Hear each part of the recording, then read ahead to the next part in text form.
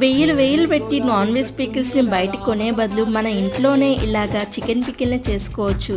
ఏమీ లేదండి, ముందుగా ఉప్పు పసుపు వేసి చికెన్ని నీళ్ళన్నీ ఇంకిపోయే వరకు మగ్గించుకోవాలి. అలా మగ్గిన చికెన్ని 4 కప్పుల గ్రౌండ్నట్ ఆయిల్లో వేసి గోల్డెన్ కలర్ వచ్చేంత వరకు వేయించుకోవాలి. అలా వచ్చిన తర్వాత అప్పుడే దంచుకున్న అల్లం వెల్లిపాయ పేస్ట్ 4 స్పూన్లు వేసి పచ్చి వాసన పోయేదాకా వేయించుకోవాలి. అలా వేయించుకున్న తర్వాత దీనికి మసాలా ప్రిపేర్ చేసుకోవాలి. ఏం లేదండి, అది కూడా సింపులే. ఆవాలు, జీలకర్ర, మెంతులు ఒక్కొక్క స్పూన్ వేసి వేయించుకొని లవంగాలు, యాలక్కాయలు, చెక్క, 4 స్పూన్లు ధనియాలు వేసి అవి కూడా అన్నీ మొత్తం కలిపి మిక్సీ బట్టి పొడి వేసేయడమే. 4 స్పూన్లు కారం, అలాగే 3 స్పూన్ల ఉప్పు వేసి కలిపేయడమే. చల్లారిన తర్వాత 5 నిమ్మకాయల రసం తీసి వేసేసి కలిపేయడమే. అంతే, ఎంతో ఈజీగా అయిపోతుంది చికెన్ పికిల్ అనేది. మన ఛానల్ని ఎవరైతే చూస్తున్నారో